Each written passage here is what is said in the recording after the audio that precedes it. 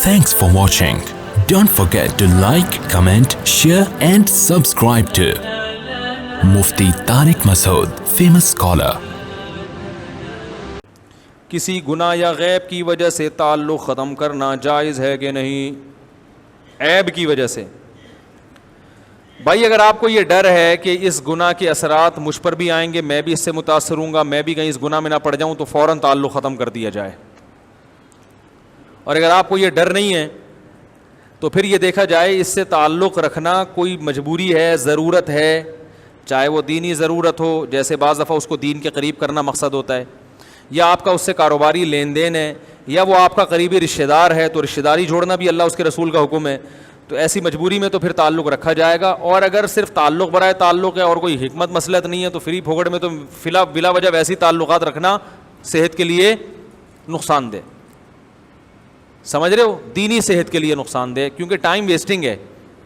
ہم جب مدرسے میں پڑھتے تھے تو ہمارے حضرت کی طرف سے کسی سے دوستی لگانے پر پابندی تھی. سمجھ رہے ہیں؟ فرمایا اپنی پڑھائی میں توجہ دو، باہر کسی کام سے جاتے ہو، کوئی دکاندار ہے اس سے کچھ مال خریدا، کچھ چیز لی، کوئی جیسے کچھ خریدنا ہوتا ہے، بسکٹ خریدا، واپس آ گئے، سلام کرو، سلام کا جواب دو. اس سے زیادہ ہیلو ہائے بولے بھائی مت. اس وقت تو ہمیں اشکال ہوتا تھا کہ مسلمانوں سے تو سب سے تعلق ہونا چاہیے. بھائی بلا وجہ خام خواہ کی بلا وجہ کی دوست کھڑے ہو جاؤ وہاں پہ، اور کیا چل رہا ہے بھائی، بزنس کیسا چل رہا ہے، تو تمہارا کیا لینا دینا اس سے؟ اس کا نقصان یہ ہوگا بلا وجہ کی دوستیاں ہوں گی، ٹائم ویسٹنگ. پھر وہ چائے پہ بلائے گا، پھر کبھی کھانے پہ بلائے گا، پھر آپ اس کو چائے بلاؤ گے، کبھی کھانے بلاؤ گے، پھر خیریت. اور آپ کی جو پڑھائی ہے وہ کہاں چلی جائے گی؟ تیل لینے چلی جائے گی وہ، صحیح نا؟ اس کی ایسی کی تیسی ہو جائے گی. تو اصل ہدف کو فوکس رکھنا چاہیے. ملنا سب سے چاہیے اچھے طریقے سے. دوستی اس سے رکھنی چاہیے جس سے دوستی میں کوئی فائدہ ہو. سمجھ رہے ہو؟ ملو سب سے اچھے طریقے سے، نفرت کسی سے نہیں، محبت سب سے اچھی. انڈی والا خواہ جوڑ توڑ سنگے مروڑ انڈی والا خواہ دے. جیسے آپ دیکھو نا ہمارے جو پشتون کے پی کے علاقے کے لوگ ہیں، جب وہ ملتے ہیں تو بڑا ماشاءاللہ پورا ایک ان کا ایک الفاظ ہیں پورے نا ملاقات کے، وہ بڑی ڈیٹیل میں ملاقات ہوتی ہے. میں بھی کسی ہمارے ایک پشتون دوست تھے، انہوں نے میری دعوت کی، تو جیسی دعوت کی نا تو انہوں نے مجھے گھر میں نہیں بٹھایا اندر.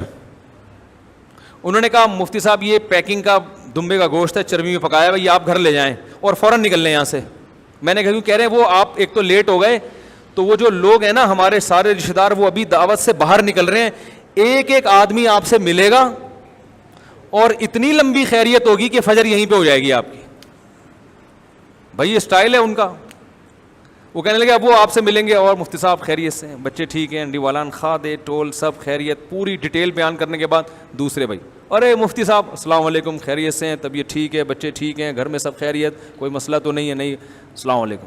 تیسرا چوتھا.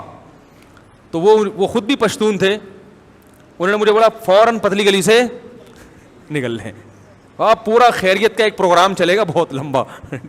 تو جہاں اتنا لمبا رش ہو وہاں تو سلام دعا بھی بہت مشکل ہوتی ہے انسان کے لیے. رش نہیں ہے تو کم از کم ملنا تمیز سے چاہیے، جیسے وہ ملتے ہیں بھائی السلام علیکم کیا حال ہے بھائی انڈی، سب سے ملیں تمیز سے ہر ایک سے. ایسے روکھے روکھے ملنا یوں کر کے ایک دم اس کو ٹہلا دیا، جیسے آدمی جیسے پتہ نہیں کوئی یعنی بد اخلاقی میں جو آتا ہو، یہ غلط ہے. نبی صلی اللہ علیہ وسلم جب کسی سے ملاقات کرتے مسکراتے ہوئے چہرے کے ساتھ، اور حدیث میں آتا ہے آپ اپنا ہاتھ اس وقت تک نہیں کھینچتے تھے جب تک سامنے والا اپنا ہاتھ نہ کھینچ لیتا. تو ایسے اچھے طریقے سے ملنا چاہیے، مگر دوستی وہ سوچ سمجھ کے رکھنی چاہیے.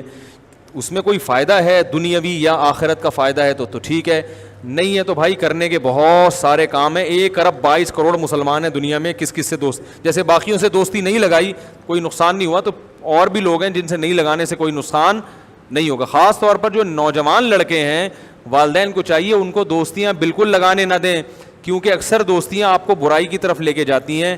اچھائی کی طرف لے جانے والی دوستیاں آج کل مارکیٹ میں شارٹ ہیں. تو بچوں پہ نگرانی کیا کریں بھائی، پڑھائی پہ توجہ دو، اپنے ٹیوشن سے گھر آؤ، یہاں بیٹھ کے پڑھو. کیا کبھی ادھر گٹر کے ڈھکن پہ فلاں کے ساتھ بیٹھا ہوا ہے، کوئی کہہ رہا ہے میرا لنگوٹی یار ہے، وہ میرا فلانا یار ہے، وہ کوئی کام دھندا نہیں ہے، پھر وہ دوستیوں میں ویلیاں لگائی جا رہی ہیں، پھر وہ اور بہت کچھ ہو رہا ہے، وہ گھر آ کے بتاتے بھی نہیں آپ کو. تو وہ سلام دعا سب سے. ہاں اپنے بہن بھائیوں سے دوستی لگاؤ، ان سے آج کل لگاتے نہیں. اس دوستی کا فائدہ ہے وہ بڑھاپے تک کام آئے گی. بچپن کی یادیں ہوتی ہیں بڑھاپے تک کام آتی ہیں. سمجھ رہے ہیں کہ نہیں سمجھ رہے؟ اللہ عمل کی توفیق عطا فرمائے. سبحانک اللہم و بحمدک نشہد ان لا الہ الا انت نستغفرک و نتوب الیک. مفتی طارق مسعود صاحب کے بیانات سننے کے لیے youtube.com/مفتی طارق مسعود کو سبسکرائب کریں، اور اگر آپ لائیو ویڈیو کو کبھی بھی مس نہیں کرنا چاہتے ہیں تو سبسکرائب کرنے کے بعد بیل آئیکن پہ کلک کرنا مت بھولیں. جزاک اللہ.